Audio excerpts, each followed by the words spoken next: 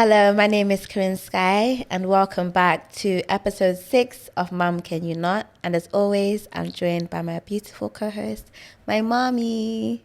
Hello. How are you? Look at me smiling today, because you know what? I've met so many of you, and I meet you in obscure spaces, and you just come to say hello, which is really good. It's only when you try to remind me stuff that I've said here that I'm not very proud of. That's when I want to go, I didn't say that. But anyway, it's lovely to be back. And thank you for everyone who subscribed, who likes our videos, and who comments. Thank you so much. It's been a while, and these lot were outside the house with pitchforks. Like, I couldn't even do anything. I couldn't even post a picture that, when is Mum Can You Not coming back? It's the pressure that made me upload the last episodes and get back in the studio because... And get that, because I just come and sit here and waffle and chat. I don't do anything. I don't even know the technical terms of anything. I just sit, put a mic in front of me, and I talk. And when I go on TikTok, shout out to our TikTok family, Bonfofo family. Thank you so much, because the majority of the viewers we have on this podcast come from our TikTok, isn't it? Yeah. And we see your comments, we see where you've come from, and thank you so much for all the support you give us. That's why we're back here. And we had a few technical difficulties. Life was lifing, but because of the way you kept on asking, when are you going to do the next episode, we're back here. So what do you want to talk about today, babes? Well, I was just looking at the podcast. I was looking at the podcast, and I was just realizing that, I'm a talker, isn't it? So I just talk, and I've just realized that some of the things I say are actually useful and some of you take a lot of guidance and advice from them. But I was just thinking, when we're coming here, I was thinking, how grateful I am to be in this country where you can just go into a room and sit in front of a camera and say whatever you want about Mnangagwa and not have the CIA come after you, and not even be worried about censorship, things like that. Because I can just literally sit here and say, Shadaya, you suck, and nothing will ever happen to me. That kind of thing. Because the amount of censorship I grew up in, when I came over here, I think I was still censored to a certain extent. Even now, when I say some ridiculous outtakes, and some of you come for me like this Shadaya business, quite a few of you came for me in this comment section. Yeah, you got a light flambe. Yeah, I was light toasted. At the inside. I know, I almost wanted to go to Shadaya and give him a hug and say, we are mates. But nah, I said, no, I'm not doing that. But thinking of that and thinking of where I am now and where I grew up, it's such there's a massive shift on my thinking, if you like. I've matured in my line of thought. I stand and die by many wonderful hills. Some of them which I think people don't particularly subscribe to, but some people would agree with me. But I feel it's okay, because different strokes for different folks. Yeah, so on our last podcast, we were talking about when we came over here to the UK, and we were talking about Mapostori. So we saw the discourse on one of our, when we put the little, what are they called? Wow. Our clips. Yeah, the clips. Yeah. So somebody commented about how refreshing it was that we were talking about Mapostori. And I was like, there's space for Kreshwa in our community. Indaga Kreshwa many times I've bathed in quite a few large, small, tiny. Is it tiny. taboo though? No, the thing is, people do it, but it's not just something that you sit down and have a conversation with your friends. Because sometimes you didn't even know that your best mate was a Mapostori full time. Because when I was growing up, I'll tell you about my run-in with Mapostori.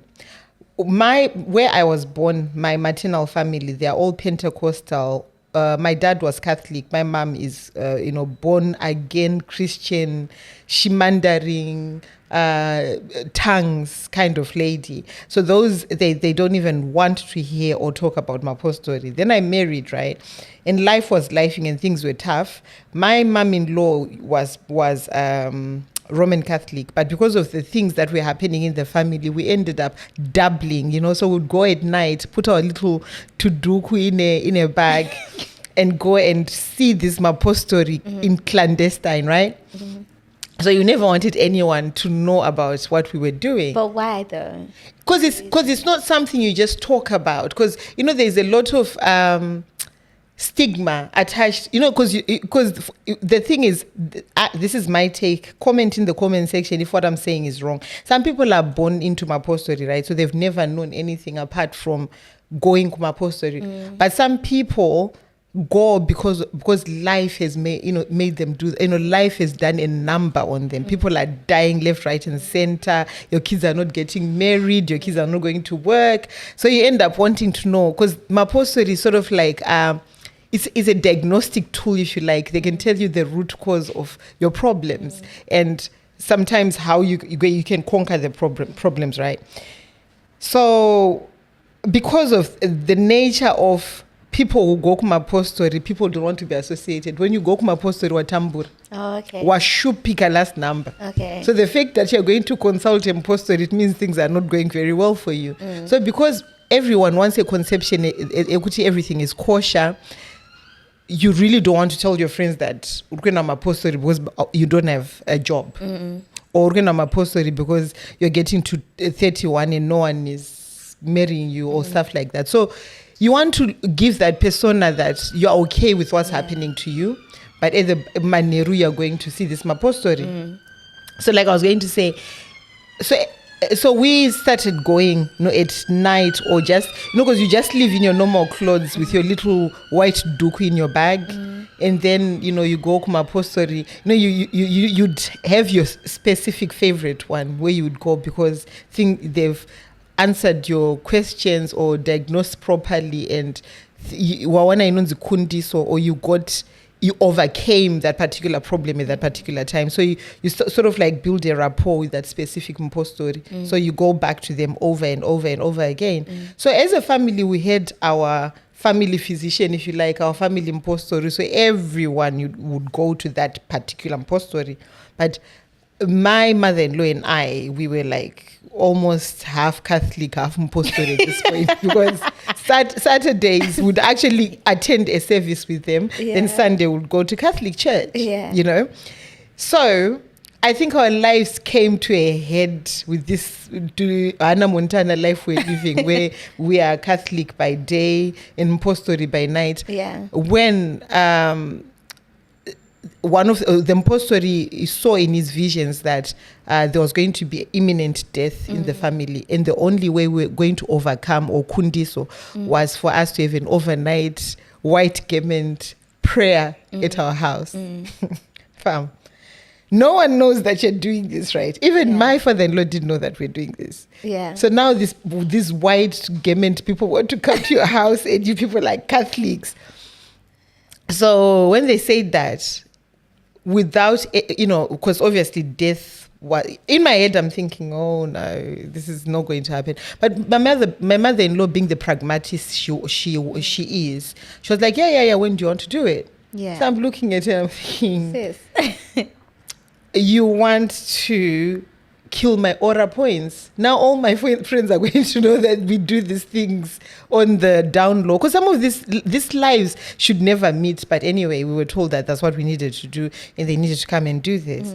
Right. So anyway, we went, we started getting ready for this. My father-in-law was never told about it. So he wasn't even aware that we're going to have like over 50 white garment people coming to our house. What did he say when 50 white garment people descended? He was his drunk house? And he was so confused because he had just come back from the pub, and there was this, because the prayer meeting was starting at 10 p.m. and my father-in-law was like very clockwork about how he did these things. You'd go to the pub at 6, come back at 10. So as he's walking in, he's coming in with these white garment people, and there's quite a few of them. So he goes, I think we've got people who are lost, they're coming here. And my mother-in-law says, no, they're not lost, they're coming over here. So we had already cooked for them. So there was tea, there was bread, and everything. So when they come into your gate, they don't just walk into your gate, right? They come in singing.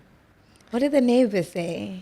well, the neighbors won't say anything, but it's the gossip, isn't it, after? Yeah. So anyway, so they came in and I was so mortified because they started singing from literally by the gate, and they are singing Hosanna, they are coming in, fam. And they will sing, and they sing. They are very angelic, and the singing didn't stop because they sang for like a good 3 hours before anything happened, right? So they're singing. So I will tell you about this. I don't know if I'll have time in this podcast. We used to have, I was, like the secretary of the Varora Society. Yeah. So I'm just thinking, what are my mates going to think? Because they think I'm cool. And now they're seeing me and my mother-in-law hosting this Mapostori. What do I tell them in the morning?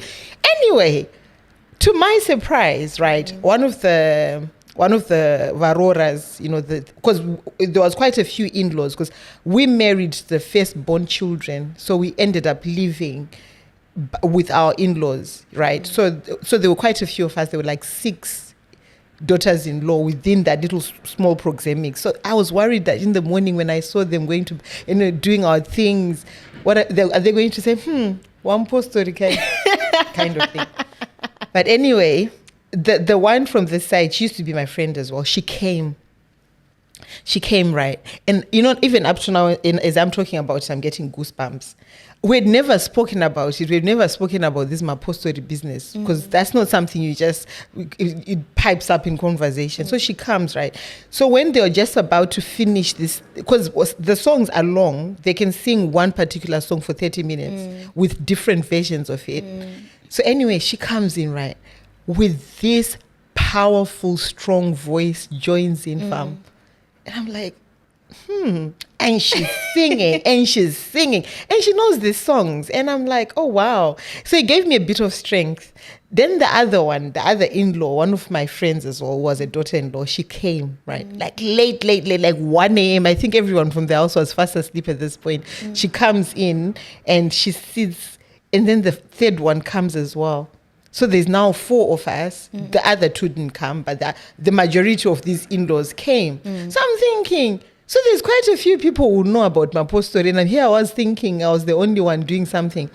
And catch this, the one who came at about 1 a.m, they knew about her because she'd been going. Oh, so everybody was in on the same thing. Exactly. You probably made them like relieved, like, oh.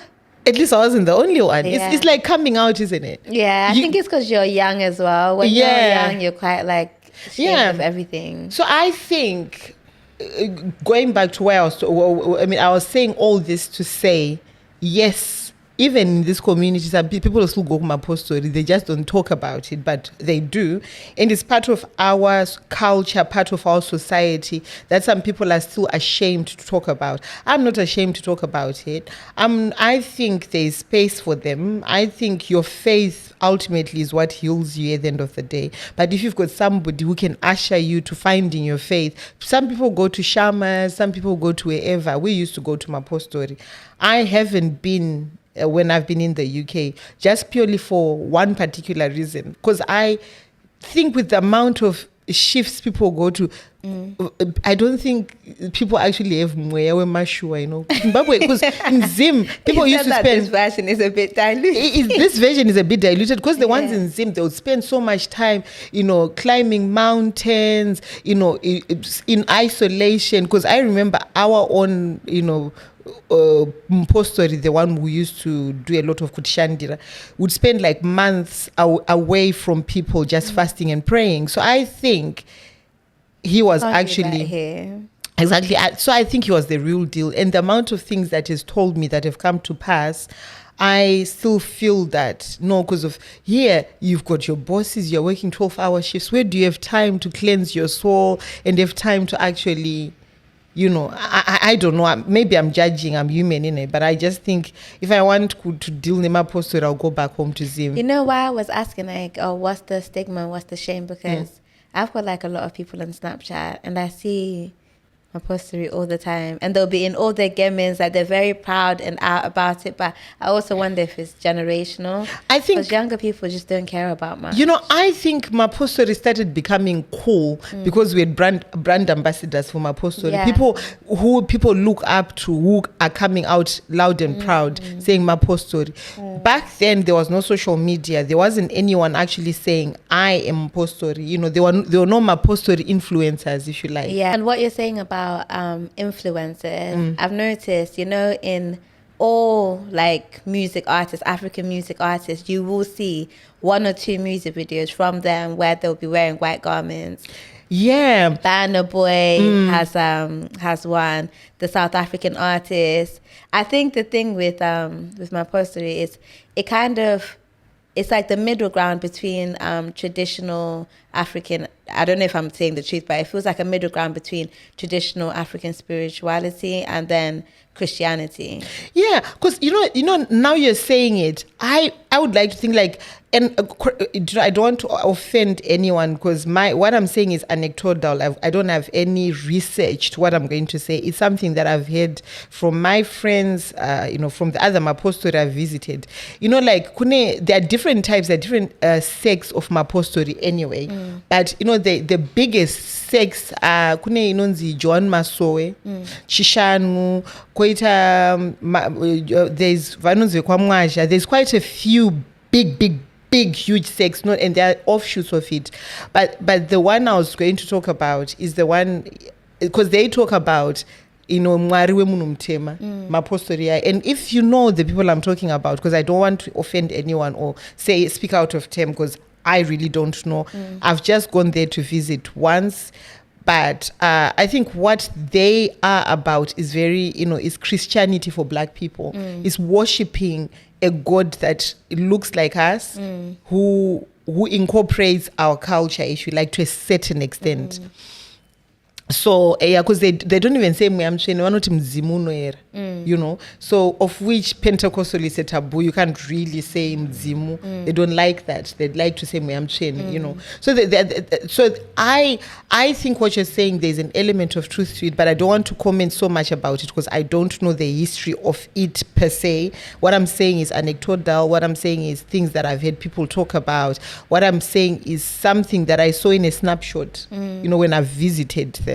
And I've seen wachitaura zva Mwari wemunumtema, mzimu unoera, and they use like mbia and stuff like that. These are traditional artifacts that traditionalists would use anyway. So I don't know where the link, where they link in and where the separation starts. But what you're saying is, I think it's a middle ground. It is. So what are your own spiritual beliefs, since we're on this line of conversation? What are your own spiritual my beliefs? own? I think spirituality. I think because when I say we now, I'm speaking for other people. I can't speak for anybody. I think spirituality and religion are things that are very personal to a person. Your spirit, somebody can not necessarily be religious but be very spiritual, or some people are very religious but not spiritual. But I think spiritual growth is very personal, and you can borrow from different teachings, very different schools of thought as long as it nourishes your spirit, it nourishes your soul.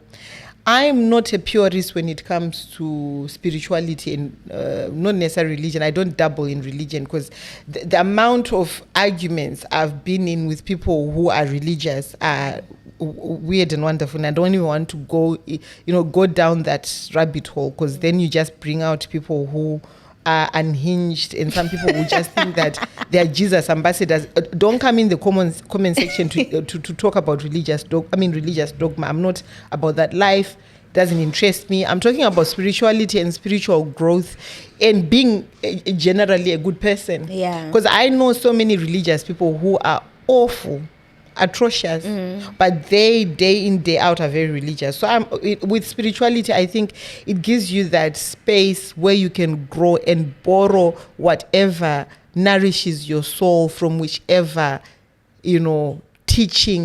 spiritual teachings that are out there. So that's me. I think I'm more spiritual than religious. Okay. Yeah. Well, I went to Catholic school, and that was quite a traumatizing experience for me. Okay. Yeah, I feel like, when I reflect on Catholic school now, it was just such a strange thing. And a lot of the things that we learned, I don't think we learned much about God, but we learned a lot about traditions, and we learned a lot about Catholicism, but the values on like how to be a good person, and like the genuine teachings of Jesus, like, compassion, forgiveness, honesty, empathy. I don't think we learned much about that. I've learned more of that from you. And you've never taught me to be religious, but you've always taught me values. I'll tell you, this is a very short story. I don't know if, what you call it, when you commit a crime, and then a certain statute of limitations in America. I don't know if this. I don't know if this story is within. The people are still very alive and well, and some of them have gone on to be very great, church leaders. Is it over 5 years? It's over 5 years, but those people are very much alive. And if you are watching this, yes, I am talking about you. So you know what happened when I came into this country, right, from back home. I didn't. You don't know so many people. But your leanings are going to be towards, you think, because a person is a Christian, they're going to be a very good person. So I will not go into that, because if I put too much context into it, people will be able to decipher what I'm talking about. But so what transpired was money went missing, right? And when this money went missing, there was a Christian, there was me, and there was these girls who were not Christians. So anyway, because I was the outsider within this group of people, they all thought it was me. But I do not take. I've never stole from anyone. I don't steal. That's not anything I do. Even then, times were tough. I didn't have many shifts. Everything was pointing at me. If you looked at it from how my situation was, because I was not working, I was really struggling to get shifts to go to work. I didn't have, I didn't have that much money on me. So it looked like me, but it wasn't me. Right. Anyway, so I think it was the money that went missing was now in this day's money it's ridiculous, but then it was a lot of money. I think it was £80 that went missing. So this person, £20 was a lot back in the day. So this person was like, oh, I want my money, and I'm a herbalist, so they brought this little leaves and they started putting them around where we were, and they were like, oh, whoever stole my money is going to be so unfortunate, right? So this went on and on and on, and it became borderline bullying, because I kept on saying I didn't take your money, and they were like, you took our money, but they wouldn't address this Christian human being, because they thought this Christian wouldn't do that, because Christians don't do that, but she probably did, and she's the one who doesn't have money. Anyway. So whether these herbs were true herbs, I think they worked, because what ended up happening was the Christian person ended up dropping £80. And because this girl used to do this thing, she was weird. She used to write serial numbers. Oh. Yeah. So this money drops from this woman's bag.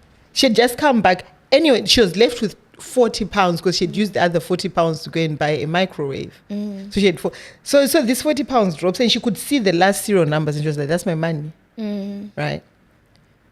And this woman was like, oh, that's my money, because I took photos of it and sent the photos to my boyfriend. And then, there was no WhatsApp during that time. This girl was just a bit weird. She had earned this money, took photos of it, sent the photos back home to her boyfriend via messages. I don't know how much credit that must have costed to get these pixelated photos there. So this, and the timestamps on it.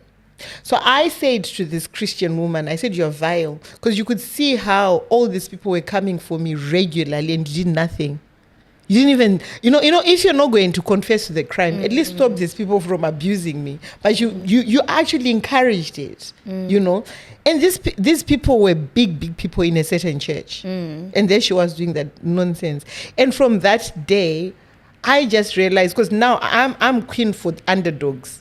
if you've ever met me, wherever an underdog is being attacked and I'm there, I stand up for the underdog, because I know how it feels like when you've not done anything and everybody's watching whilst you're being bullied day in, day out. And I'm glad that 40 pounds fell. And this girl was a bit weird that she took photos of all her money, because we would have never known. Yeah. Even up to now, this cloud of suspicion will still be over me. Yeah. That I stole 80 pounds from somebody, you know, and but this woman was a Christian. And one of the sins is what thou shalt not steal, isn't it? Yeah, thou shalt not. Or covet somebody's cow or goat or somebody's pounds. Thou shalt not covet somebody's pounds. I know you. You know I know. And all the people involved are still very much alive. And they know that this Did story. you ever get an apology? Or The other one, we met at the barber shop because our kids are almost the same age. And we met at the barber shop, right? Then she didn't say anything. She was another one. The sister of this one was the one who was coming for me for her 80 pounds. So she was the one who did the herbalist nonsense and whatever, and said, because she just come from Zim. She came, I think, like 3 months after we'd come. So she was the one who was doing the herbs and throwing them everywhere. And was it what Kuroya? Like, did she say? Well, she was saying Kutanzi, you know, how she said it was that these herbs, if you haven't done anything, they won't do anything to you. Okay. But if you've done something, you're going to start seeing it. And should put these herbs everywhere, right? Just trying to scare me. But this is within the Christian church. She wasn't a Christian. The person who stole from them was the Christian. Okay. The Christian is the one who thieved and got my name, my lovely name, tainted as a thief, and didn't do anything about it. You know, when they were coming for me every day, you know, these women. And she'd be there going, if you've got the money, why don't you just give it to them? But she knew about it. So what does it say about you as a person and your character? And every Sunday, this woman was trying to recruit me to come to church with her, but she was like that. You know, so that's one individual. I'm not talking about the whole church community. But a lot of people do experience church hurts. Like, a lot of bad things happen within churches and it puts them off. I've been to one church. I went to church when I was in Ukraine. Yeah. And I met Pastor Promise. And the way he ran his church was just, it's the most positive experience I've ever had of organized religion. Yeah. I didn't go there I went there for community. You know, the same way that you're saying that often when people go to a new country, they're looking for community. And you think, where's the most wholesome community I can find? And you think, you know, church is a good place to start. So I went to church in Ukraine because it was a black church and I wanted to, you know, find other black people, you know, in Ukraine. And it was a really positive experience because it was more about like community. They taught like, you know, Christianity, but the people there were so good. And it showed me that, you know, there is the fundamental principles of Christianity are good, but leadership is everything. And if the leadership is not well intended, it seeps through into the entire organization. I think you know, these people, these so-called pastors, most of them should go to theology and Bible school and at least have a minimum of a PhD before you start leading people, because I've seen some actually harm people because they don't know themselves. They don't know. Because the other thing is, you know, I know that there's things like anointing, and I'm going to dwell on this. Is the last I'm going to say about church folk and what church folk do. I know that there are people who are anointed to lead. I know that there are people who've got discerning gifts and stuff to lead people. But then I think even with the gift, you still have got to go to theology school, to Bible school, because there are some, you know, things that legislation, like especially if you know, like in this country, if you're going to do all this churchy stuff, so I think in Zim many things can slide. But here the issues around safeguarding, issues around grooming, issues around what you know, pastoral care, duty of care, things like that. You know, things that you will not be descend on. You know, things that are not gifted to you by God, things that you need to know to practice safely as a church leader in this country. So I think those things have to be taught in some school at some sort. And this business of counseling people without a counseling degree is also not good. I think church leaders should have the courage, the guts to say, if somebody's really struggling, particularly with mental health, leave it to the professionals. Signpost people to go to professionals. There's also room for therapy in religion. Do not stop people from going into therapy because they're Christians. You're still going to have issues that maybe might need therapy. Yeah? So let's be kind to each other, whether you're a Christian, whether you are secular, whether you're a spiritualist like me, whoever you are, choose kindness and operate safely. What is beyond you, do not do. If somebody is actually looking like they need to be sectioned, there's no amount of water of kukreshwa is going to help. Let those people be seen. Let those people be sectioned, and you can go and pray for them where they are safe. Because some people are a harm to themselves and others, but they are not seeking the right support because church is saying that you can pray the problem away. That's where education, awareness, insight comes into play. So let's not harm people by trying to do good. Speaking of that, there's my friends back home. They let me wear biscuit glow for years and years and years. There's this makeup. There's this Mazimba. I wore this foundation, which is almost chases. Chase is as white as they come, right? That foundation, white foundation and white face powder. Yeah. And going to, because there was this brand, it was actually a good brand then. It was called Constance Carroll, and the darkest you could ever go was white. It was almost white. So the darkest you could go was this thing called Biscuit Glow. Or like olive. Like Italian. Yeah, but it was called Biscuit Glow, and everyone I knew. The context, I don't know what you're It's like saying. NW45. It's like NW45. Biscuit. I don't know. Biscuit is like light brown. Very, very light brown. Yeah. I don't know. Like a rich tea biscuit. Yes, like a rich tea biscuit. Yeah. Look at my complexion, wearing rich tea biscuit foundation and face powder. Yeah. Every day of my life. So I saw these photos fairly recently. But didn't everybody used to do that though? No, some people just stayed away from it. They didn't wear any, but I'm saying the makeup wearers, didn't they all wear biscuit glow? Because there wasn't that much like different colors back in the day. But the thing is, why were we wearing biscuit glow then? Because we wanted to, participate in makeup. And it's not just the biscuit glow that was it was the thin eyebrows as well. Because I know of a friend of mine, this one is not even, she won't take any offense to this anyway, because she knows that I was going to talk about this. So speaking of makeup, right? So I am trying, right? A shout out to Uche and Mufida. They're my YouTube gurus. Those are the ones I go to. So you see, I'm trying. So if there are any things that you think I can do with my makeup, please let me know, because I am really, really trying. Before, I left it to the girls. The girls do my makeup because I've never bothered to try. But I thought sometimes you have to take your power back, because if I fight with Coco, then I know that I'm not going to get my makeup. So I'm trying to do that. But still on makeup, so there's this thing which I don't know any other communities, but Zimbas we used to do. You take off all your eyebrows and leave this tiny front full stop, so that you know where to start to redraw your eyebrow. You take your God-given eyebrow all out so that you can redraw it. Some of the girlies still do that to this So day. anyway, my friend took it 10 steps further. She's very much alive. And this isn't even within a statute of limitation, because this happened like 2 years ago. She would put hair remover on a whole eyebrow. So she wouldn't have an eyebrow. So if you see her on a day that she doesn't have makeup, she'd actually look crazy. So she always, even if she's not doing anything, doing makeup, she'd make sure that she'd draw on her C's. Yes, she'd make sure that she draws her eyebrows, because she didn't have any. So we're at a funeral. So she's crying, right? Her dad had passed away. So she's crying. So you know what water does? They have not yet figured out waterproof eyeliner, isn't it? Yeah. So she's crying. So her whole eyebrow is gone at this point. Did she have one? She just had one. So when people cry and she raises her head, people are going a bit. So I'm pulling her to the side. She's going, oh, leave me alone. I want to go with my dad. Leave me alone. Let me cry for my dad in peace. I said, that is all good, but you're missing an eyebrow.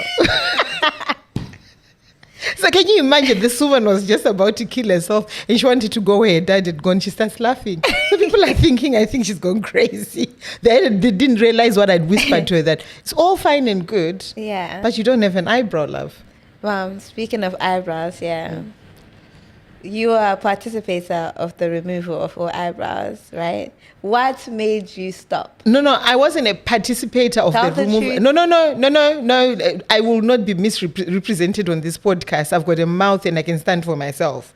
I used to be a representative of the thin eyebrow community. Yeah. However, Yes. because I used to use a razor blade, sometimes my hand would shake in and I would end up peeling off my by accident. Yeah. So one day, because this was like a day-to-day thing, because I would have to use the eyebrow to reshape it. I mean, the razor to reshape it like every day. Then Coco sat me down. She had a very good talk with me. Now looking at the photos, I don't know if she can find some of them, because I think I still have a few of these photos lying about where I had very thin eyebrows, thin eyebrows. And she said to me, Mom, stop doing that. And you know when you've been thinking you've been that girl and you're eating and you ate 7 + 1 every day, and you're leaving the house with these thin eyebrows. And when your daughter was just like, you were 14 then or 15 when you sat me down and said, Mom, stop doing that. So now looking at those eyebrows, I'm so ashamed. But what about my own eyebrow earribs? The thing is, you were ushered into these these ashy eyebrows. I don't know what they were called, but they were like snails. Because whilst I was going for the thin aesthetic, these ones went for the thickest they could go. And sometimes they used to occupy their whole forehead. And they were they had a fade as well. They had a fade. I don't know what. And you know what? She never used to do her makeup. It was just the eyebrows. And those eyebrows used to take her 4 hours. Beauty by JJ. Beauty by JJ. We've got monsters. questions and you need to provide answers. Ours looked good though. No, but she wasn't doing them for 4 hours either. Because she would be late to school and she would come downstairs and I'm thinking, what were you doing? Were you sorting those eyebrows? Because they look like two snails that are just about to fight. And they were like so close together. They had like this little ombre bit here. Like it was so crazy. Oh God. And you know what?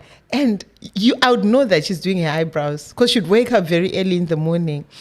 And I was not a subscriber of children rocking to school with eyebrows or makeup or stuff like that. So she knew it wasn't, it was not allowed. So she thought these eyebrows were inconspicuous. I thought they were so inconspicuous. And when she would come downstairs, I'd be like, what are those? I thought they were so inconspicuous. And I think this whole documenting our lives, I'm the one who got Coco on this by traumatizing her. So when she was in year 6, right, they go to the, if you've got kids in the UK, they go to this big, residential trip where they are supposed to stay for a few days. And I've never understood this. If you're one of those moms, I don't know why you do that. When the kids come back and the mothers start crying and hugging them when they come back from emotional. Oh, stop it! Those so 3 you days. Cry when I went to. Oh no, I went clubbing. I went seeing my friends. Then there wasn't even any WhatsApp or whatever when you went. Did you cry when Ria came back from here? No. Did you feel a bit emotional? No. I felt a bit emotional when Ria went for his school trip. I thought to myself, oh wow, like he's actually getting independence. Like next step, he's going to be going on hollybobs with his mates. Like no, do you know how I love being on my own in my house and there's no one in there. Wow. When you guys go places, sometimes you're capping, right? Me at my big age, right? I'm not when even. I go anywhere, you'll be calling me every single day. Right now, we shouldn't talk about family business on podcast.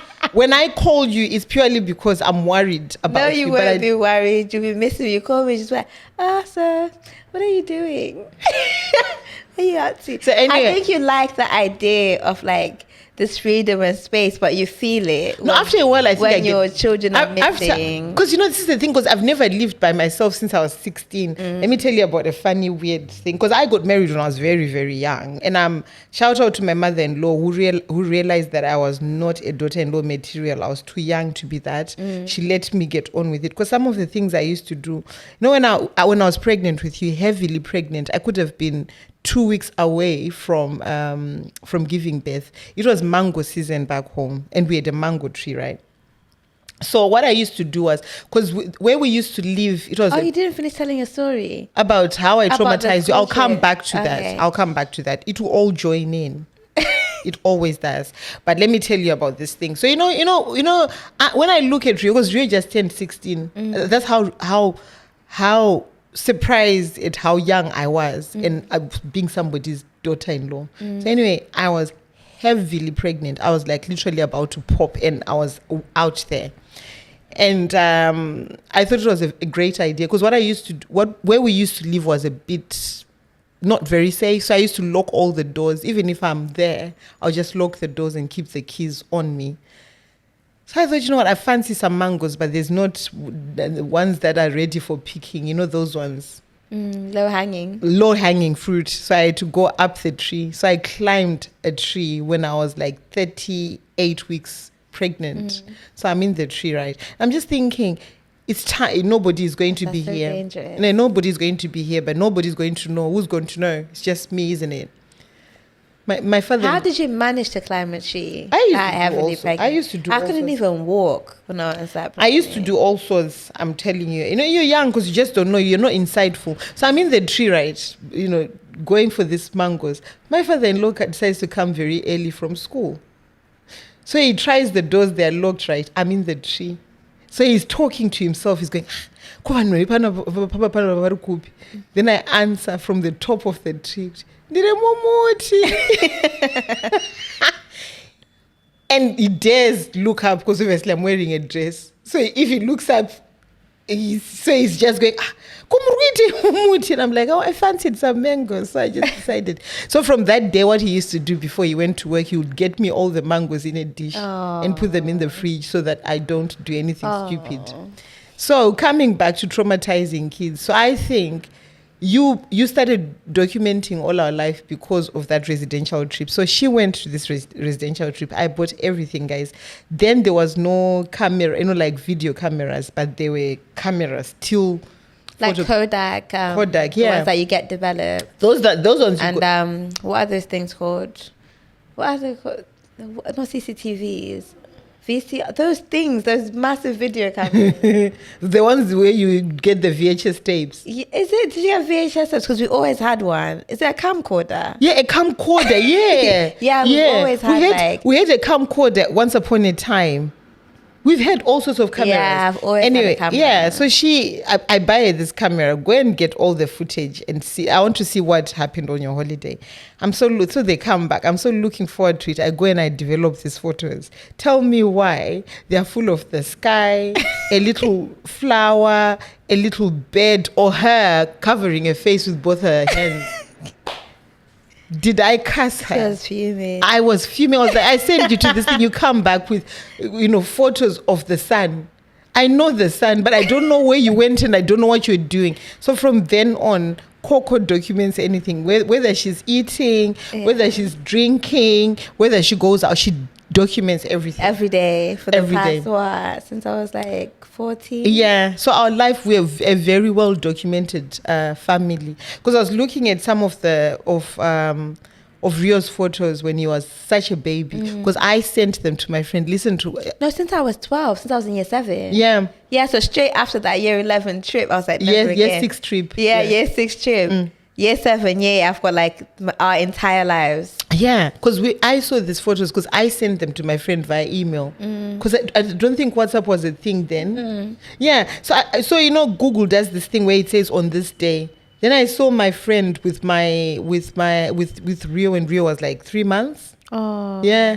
They just sat there, she was babysitting for me. So she sent the photos to me via email because I cannot see myself sending me anything via email. But she is one person who would do that. So she attached the photos to an email whilst I was at work because she was like us just enjoying ourselves. That's so sweet. Yeah, so we've documented quite a lot of our stuff, and we've now moved into the podcast space where I'm just chatting away. I hope when I'm dead and gone, Jojo's children and Jojo's children's children will get to see how we lived this life, my perceptions of life, and how I thought and how I felt. Because sometimes maybe my great-grandmother used to think like this, but I'll never know. You'll never know. I would think I'm the only one who ever thought like this, but there's somebody in my generation who's thought like this. But my grandkids are going to know. Their grandkids are going to know. And I know they'll be thinking, why was she sitting on that? Because I don't think they'll be sitting on couches at that time. They'll be just levitating somewhere. It's like, oh my goodness me, what is that? Why is she speaking into a mic? Because I think at that point, your followers, you can just tap into your head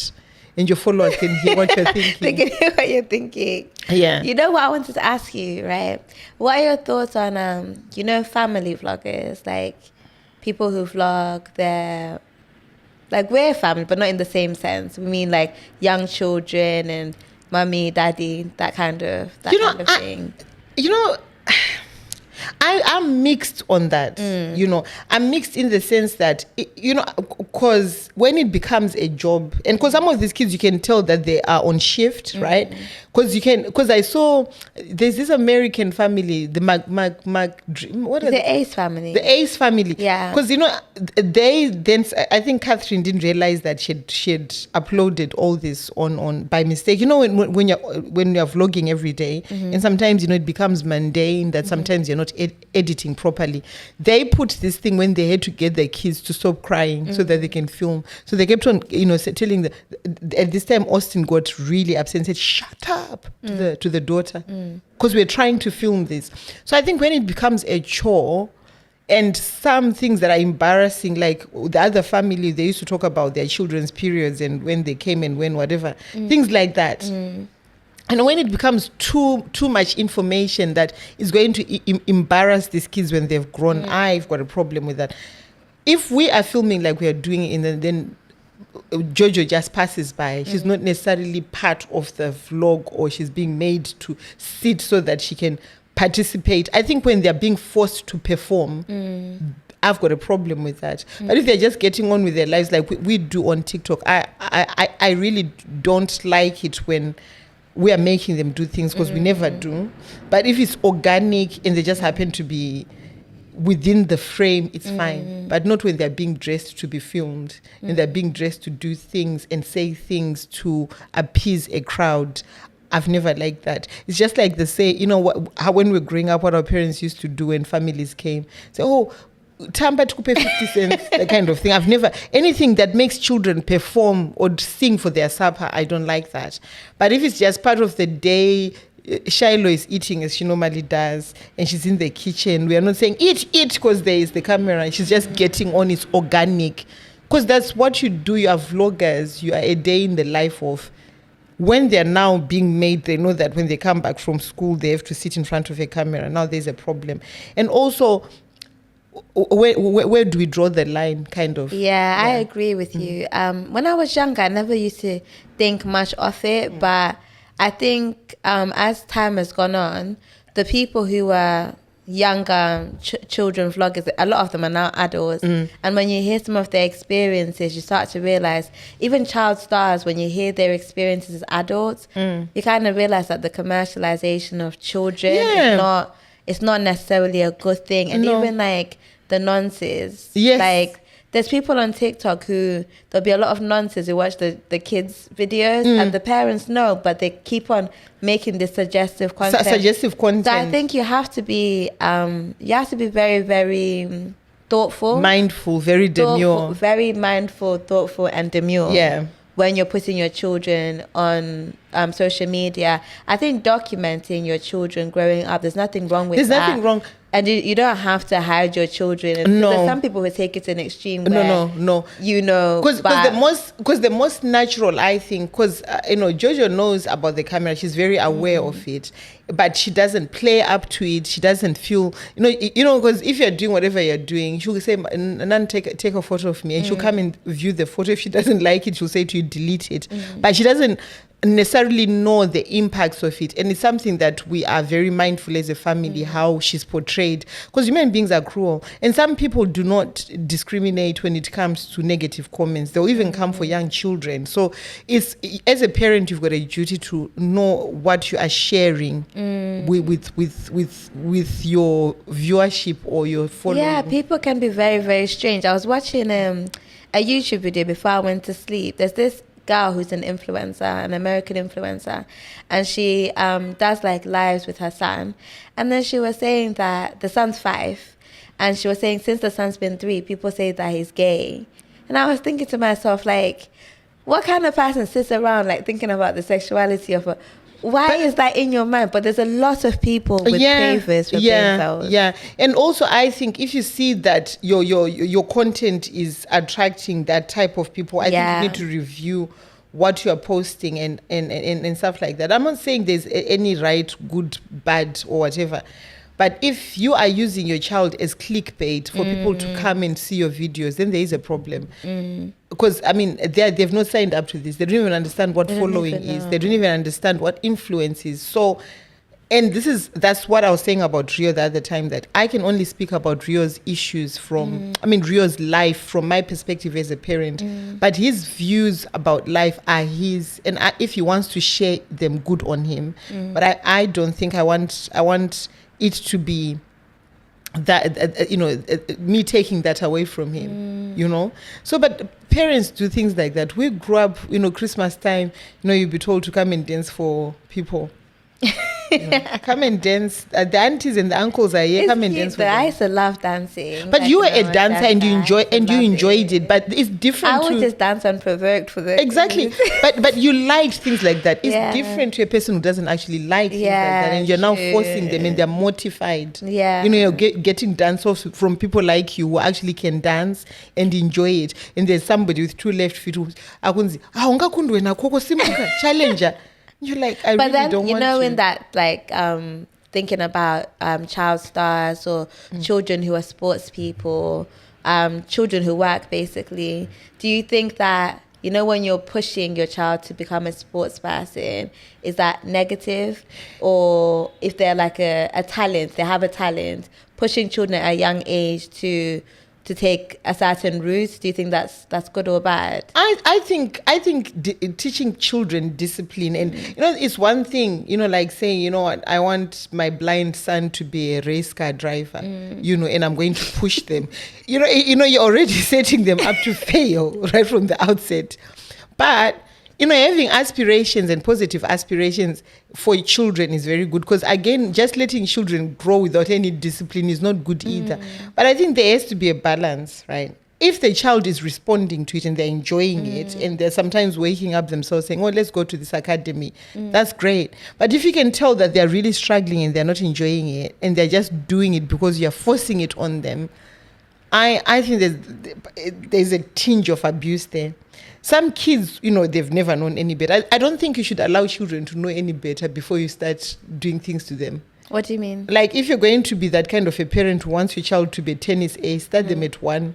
So that's the life they've ever known. They've never known anything else. Yeah. You cannot now start saying when they're 11, now we're going to tennis camp. When they've been spending time doing TikTok videos with their friends, they've known another life. That's when it becomes very difficult. Because I watched King Richard. Yeah. But he was a bit crazy, that one. That's what I was going to say. Like, King Richard, he was really like... Because also... Zoom. And he got like 2 tennis superstars out of it. But I'm pretty sure there were so many times within that journey that they didn't want to do that. Yeah, so where does it... But the thing is also... And then you think of someone like Simone Biles. I don't know what her upbringing... I know she was raised by her grandparents, but for you to be like a young champion at anything, your let's agree on something. the majority of these people who raise these superstars who know anything else but spinning or anything else but tennis, some of them is their own mental health and want to live vicariously through, where they failed, like dance moms. Yeah, where they failed, their children are going to succeed. Yeah, so it's literally sometimes 85% is their personality. Yeah, that they're now pushing these things. It works well for some families that they now get these ace people, like how Beyonce's dad was like. Exactly. Those type of things. Or the Jacksons, yeah. But we know that there was abuse in that family with Joe Jackson. I don't know because Beyonce has never come out to say. But from, looking outside the way she is and how, she sort of like I don't know, now I'm lying, but from what people say on TikTok, allegedly, that, she just wasn't a Jay-Z gets on with it. It's maybe she's one of those people who just is very compliant. Yeah. Allegedly. Don't come for I've got no money to give you, Beyonce. You end up paying for your own suing fees. You sue me, you pay your lawyers, you pay my lawyers. Then you even pay me to come to court and pay me to speak. So but I personally think, sometimes it's the kind of people they are. Because if you look at some of these people, like Michael Jackson, he wasn't right in the head. You're saying like you can get a star, but damage will always be done. There will always be damage. Because even if you look at the child stars, like the actors. Look at Venus and Serena. Right? Venus and Serena are such good tennis pros, and on top of that, they were Jehovah's Witness. They had a double whammy, because they had the dad pushing them and the mom getting them to witness. There was nothing for them. And when I see them, right, I feel so sorry for them because sometimes you think, gosh. When you're younger, if your dad was always there, you could never be kissed by a boy. Things like, also your dad is always there with the tennis racket, and when you're finished, the mom is there with the Bible. Let's go and witness. So there was nothing for them. And there's, you want a child to have a wholesome life. Let them make their own mistakes. But I suppose, whatever they sacrificed, they gained in their, becoming tennis aces. But I don't know if deep down, because they never say, with the Jackson 5s, it all started coming that Joe Jackson was there with the belt. That he was Michael Jackson being scared of the next week. Allegedly. Michael Jackson's estate, please don't come for me. But that high-pitched sound was belt-induced, apparently, because Joe Jackson used to abuse those kids. So I don't know where, supporting and giving discipline to a child to succeed and abuse starts. There's a very fine gray line, and I think these parents leap on it because one of the dance moms was there telling us that in the morning they'll give their child like 1 liter of Red Bull. Yeah, and the child had a heart murmur. Yeah. And the child was like, Mommy, I can't drink Red Bull because you can't, but I have a heart murmur. So just drinking this is all on TLC. It's like, yeah. And you're just thinking, this is being documented. This person knows that the camera is on their face and they don't care. This is the thing about these parents. They're so like this that they don't care that what the kids think and so. But does the end justify the means? But if you look at Jermaine Jackson, have you seen the amount of product he uses on his head? I don't know, what is that? Is it black ice? Look at Janet. Is it black ice that he puts on his? I don't know what he puts on his hair. I think you can't tell. You can't. No, it's not just Jericho. He doesn't even have hair for Jericho. He's now just putting this tar product that it now comes into a Jericho. He doesn't have hair. He uses this tar product to make these waves. It's black ice then. It's all because of Joe Jackson. Yeah. Joe Jackson never told those children that after a certain time, this is how you're supposed. Because their soft voices, I don't think are soft. It was timid. They're so timid. But do you think that the ends justify? No, it doesn't. Like if somebody becomes super successful, like a Serena. Did you not see Michael Jackson struggling? No, I'm saying like a Serena Williams. We don't know what Serena is like outside the tennis court, so we don't know. I can't speak for these girls because they haven't come out. Maybe them and their therapists would be the best people to speak about this if they decide to. I can't say, oh, look at how well they turned out, because what we see is a snapshot of what they... I'm talking about in terms of accomplishments. And not like personality. you see, I have a very big problem Yeah. about people who measure people's success about their accolades. I think being a good person, because I know many people with huge accolades, Grammys, P. Diddy, Grammys from here to there, but they're just bad people. So I can't say what not George X and Richard did to those girls, and now that they've got all these tennis accolades and they're tennis superstars, they're good people. I can't measure their goodness by what they accomplished, right? If I was around them and I saw how wholesome they were as human beings, how empathetic they are, how kind they are, then I would say, oh, the end justifies the means. But because I don't know them, I can't say, oh, this was a good thing. I know they're very successful. So in that respect of being successful within a discipline, what Richard did with them was fantastic. But as human beings, I don't know. So that's the other thing, because, we are in a society where, coming back again to these red pill people, because I know what they are like.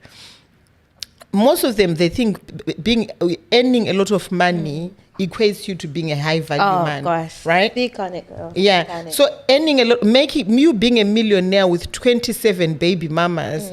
And being, shoving those red pills twice a day makes you a high value man. But to me, a high value man is one who respects women, one who respects the community, who gives back to society, who's not just bouncing from one woman to the other, who's really, really about their community, about manhood, positive manhood, man role models. Not because you drive a Ferrari and you go on Twitter and say women are trash. That doesn't make you a high value man to me at all. You might have 20 million in the bank, but money doesn't equate to high value. High value equates to your morals, your perception of the world, and how you treat other fellow human beings. That's where the high value is for me.